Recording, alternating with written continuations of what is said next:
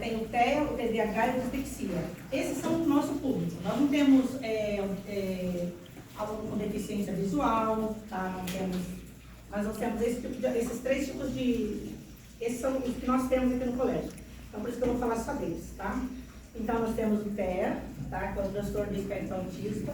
O que é esse transtorno? Ele é um transtorno do neurodesenvolvimento, ele afeta a capacidade de comunicação. Nós temos um aluno aqui, que é do 3º ano, que é o aluno da Mercedes, né, Mercedes? O Michael. Ele realmente ele é autista. Bom, final. Ele não é um autista combinado, ele é só autista. Então, você pode ver que esses são os sinais do Michael. Não sei se quem aqui já deu aula para o Michael, sabe que esses são os sinais dele, que é pouco contato visual, comportamento repetitivo, ele não gosta de mudança na rotina dele, e disgrafia. Né? Então, nós temos aqui, pode passar, por favor. Esse aluno, o Luiz Otávio, ele tem TEA, TDAH e TOT. Você gostaria de falar um pouquinho do Luiz Otávio? Não, pode falar. Fala. Enunciado de uma atividade adaptada tem que ser muito mais simplificado, pessoal, né? Não é que na hora que o professor estiver explicando o conteúdo, né, expondo a aula dele, ele vai precisar parar tudo que ele está fazendo e olhar para o aluno. Não, ele vai fazer a sua exposição de forma habitual, né, vai passar o conteúdo, porém no momento que ele for entregar as atividades, ele vai entregar uma atividade adaptada para esse aluno.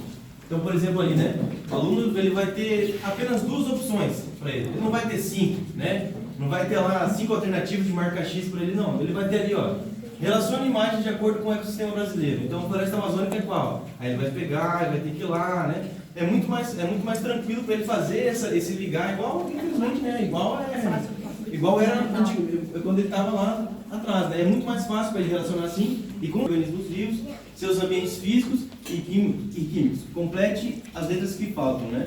Aí o aluno olha ali, ele vai ver o cenáriozinho, né? É uma imagem ilustrativa, o cenáriozinho dos animais, vivendo num ambiente vivo, né? Enfim, e físico também. E além disso ele vai colocar, para só completar as letrinhas ali, né? Então ele consegue ainda adquirir esse conhecimento, né? Através de um enunciado mais simples, uma atividade mais ilustrativa, né? Enfim.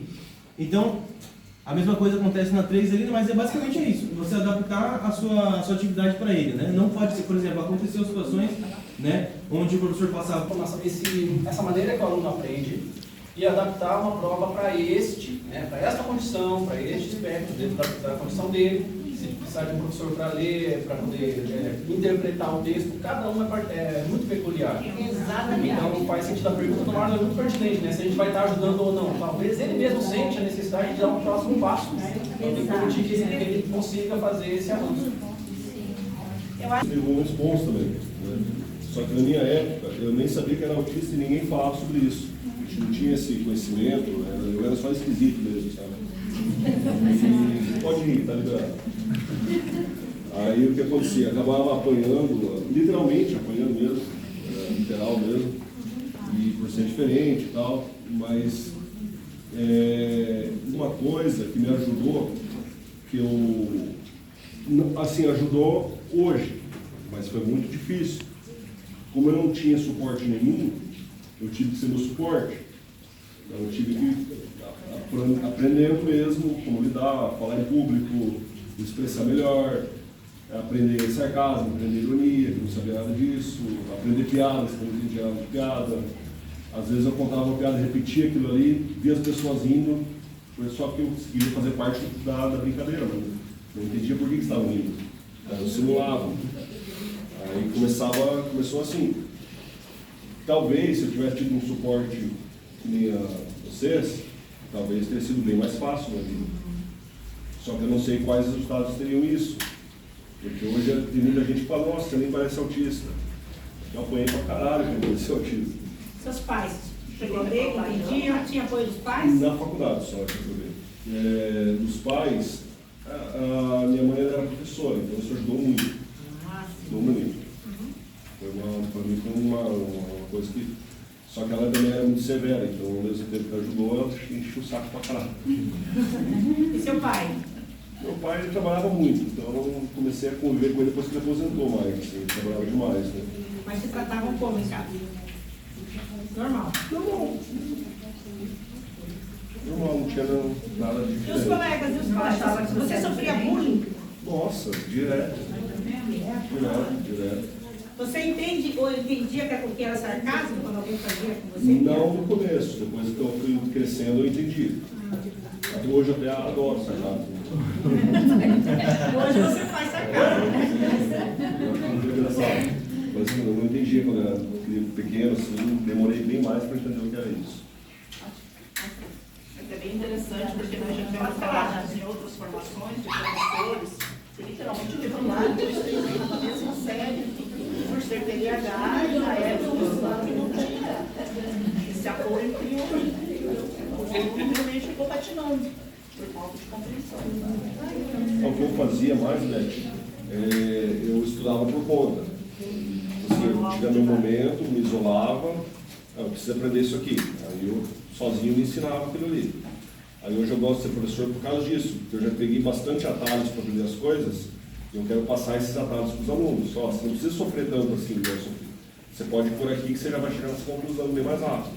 É por isso que eu gosto de dar aula, um dos motivos. Você não precisa se lascar tanto igual o professor se lascou aqui. Ó. Vem por aqui que aqui você já chega na solução. Isso eu acho legal. Um ponto legal que a Marlene estava perguntando sobre apoio. Com meu filho, demoramos um pouco até para descobrir que ele era portador de espectro. E ao longo dessa caminhada dele, a gente ficou muito próximo e entendeu que é uma condição. Né? Muita gente fala que autismo é uma doença, que é contagioso. Não, é uma condição. A pessoa não escolhe nascer com autismo. Então ele vai passar por isso a vida toda. Ele pode piorar ou pode progredir, dependendo da aceitação, dependendo do apoio que ele tem na família, principalmente família. Por que eu digo isso? Porque eu tenho colegas de pais, de alunos do colégio que meu filho estuda, que também passam pela mesma situação, ainda pior, que não reconhecem que o filho tem aquela condição. Então, para a criança, né, para o jovem, pior ainda quando a família não aceita a condição dela. Porque daí não tem apoio nenhum. Se nem meus pais gostam de mim do jeito que eu sou, imagina o resto lá fora, imagina na escola. Eu tive um aluno ensinando no colégio, como ele sofria. E aí fica sofrendo em silêncio, leva aí uma vida para a adolescência, para a vida adulta, com traumas que logo ele vai ter que dar um jeito de cuidar, e se não conseguir cuidar, então vai ser um adulto disfuncional. E a estima dele E a estima lá embaixo. lá embaixo. Você sabe, Jair, você falou que é um menino, o teu é nível suporte 1, né? Sim. Eu já acompanhei aluno, gente, que não ficava em sala. Ele corria pelo colégio todo, entendeu? Tem aluno que não é fácil para você acompanhar. Tanto que eu fiquei 15 dias no MUC e falei que eu não queria mais. Eu falei que eu não queria mais, porque não dava, gente. Ele ó só, essa lei 14.254/21, sobre o direito à adaptação. Então, é um direito do aluno, tá, pessoal? Não é eu que estou falando, não é a Maria que está falando, não é o Caliel que está falando, ninguém, simplesmente é um direito que ele tem, tá? Então, se vocês sentirem que ele tem necessidade, há necessidade de fazer sim essa, tá? De fazer essa adaptação, tá bom? Tá bom, tá Ok? bom.